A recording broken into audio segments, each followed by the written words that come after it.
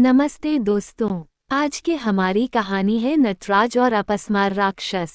तो दोस्तों, क्या आपको पता है कि भगवान नटराज के पैरों के नीचे कौन दबा रहता है? हम सभी ने भगवान शिव के नटराज रूप को कई बार देखा है, किंतु क्या आपने ध्यान दिया है कि नटराज की प्रतिमा के पैरों के नीचे एक दानव भी दबा रहता है? आम तौर पर देखने से हमारा ध्यान उस राक्षस की ओर नहीं जाता, किंतु नटराज की मूर्ति के दाहिने पैर के नीचे आपको वो दिख जाएगा। क्या आपको पता है कि वास्तव में वो है कौन? आइए आज इस लेख में हम उस रहस्यमय दानव के विषय में जानते हैं। सबसे पहले तो आपको बता दूं कि भगवान नटराज के पैरों के नीचे जो दानव दबा रहता है उसका नाम है अपस्मार। उसका एक नाम मुयालक भी है। अपस्मार एक बौना दानव है जिसे अज्ञानता एवं विस्मृति का जनक बताया गया है। इसे रोग का प्रतिनिधि भी माना जाता है। आज भी मिर्गी के रोग को संस्कृत में अपस्मार ही कहते हैं। योग में नटराजासन नामक एक आसन है जिसे नियमित रूप से करने पर निश्चित रूप से मिर्गी के रोग से मुक्ति मिलती है। एक कथा के अनुसार अपस्मार एक बौना राक्षस था जो स्वयं को सर्वशक्तिशाली एवं दूसरों को हीन समझता था। स्कंद पुराण में उसे अमर बताया गया है। उसे वरदान प्राप्त था कि वो अपनी शक्तियों से किसी की भी चेतना का हरण कर सकता था।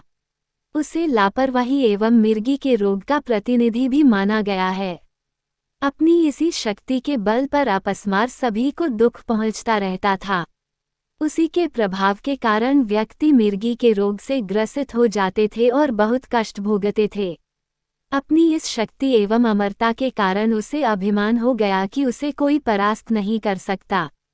एक बार अनेक ऋषि अपनी अपनी पत्नियों के साथ हवन एवं साधना कर रहे थे। प्रभु की माया से उन्हें अपने त्याग और सिद्धियों पर अभिमान हो गया और उन्हें लगा कि संसार केवल उन्हीं की सिद्धियों पर टिका है। तभी भगवान शंकर और माता पार्वती भिक्षुक के वेश में वहां पधारे, जिससे सभी स्त्रियां उन्हें प्रणाम करने के लिए यज्ञ छोड़कर उठ गई।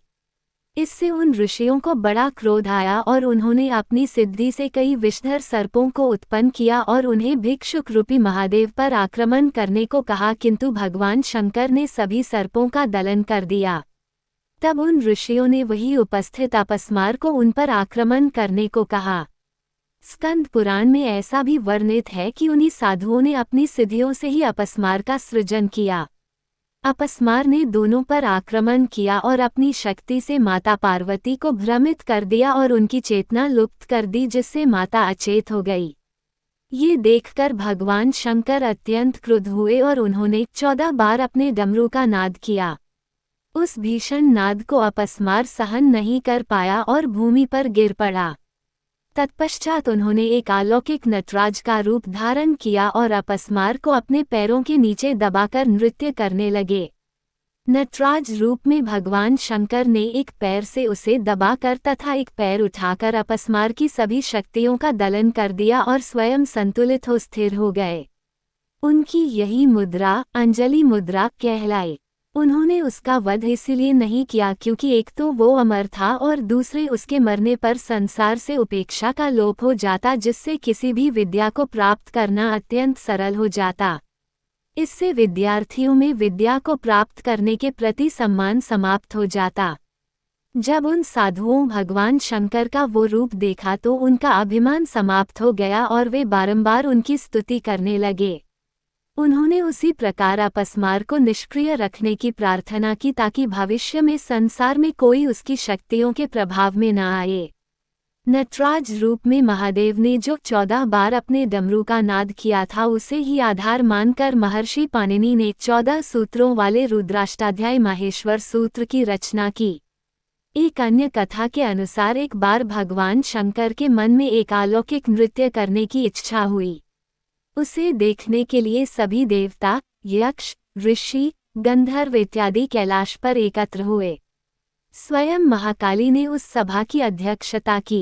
देवी सरस्वती तन्मयता से अपनी वीणा बजाने लगी, भगवान विष्णु मृदंग बजाने लगे, माता लक्ष्मी गायन करने लगी, परमपिता ब्रह्मा हाथ से ताल देने लगे, इंद्र मुरली बजाने लगे एवं अन्य सभी देवताओं ने अनेक वाद्य यंत्रों से लयबद्ध स्वर उत्पन्न किया।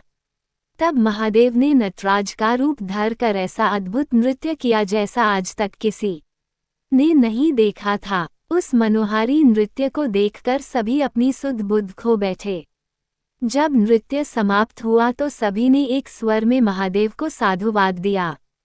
महाकाली तो इतनी प्रसन्न हुई कि उन्होंने कहा, प्रभु, आपके इस नृत्य से मैं इतनी प्रसन्न हूँ कि मुझे आपको वर देने की इच्छा हुई है, अतः आप मुझसे कोई वर मांग लीजिए। तब महादेव ने कहा, देवी, जिस प्रकार आप सभी देवगण मेरे इस नृत्य से प्रसन्न हो रहे हैं उसी प्रकार पृथ्वी के सभी प्राणी भी हों, यही मेरी इच्छा है। अब मैं तांडव से विरत होकर केवल रास करना चाहता हूँ। ये सुनकर महाकाली ने सभी देवताओं को पृथ्वी पर अवतार लेने का आदेश दिया और स्वयं श्रीकृष्ण का अवतार लेकर वृंदावन पधारी। भगवान शंकर ने राधा का अवतार लिया और फिर दोनों ने मिलकर देवदुर्लभ महारास किया, जिससे सभी पृथ्वीवासी धन्य गए। यही कारण है कि देवी भागवत में श्री कृष्ण को माता काली का अवतार बताया गया है। तो इस प्रकार अपस्मार को अपने पैरों के नीचे दबाया भय मुद्रा में भगवान शंकर का नटराज स्वरूप ये शिक्षा देता है कि यदि हम चाहें तो अपने किसी भी दोष को स्वयं संतुलित कर उसका दलन कर सकते हैं। महादेव का नटराज स्वरूप पाप के दलन का प्रतीक तो है ही, किंतु उसके साथ साथ आत्मसंयम एवं इच्छाशक्ति का भी प्रतीक है। जय श्री नटराजन।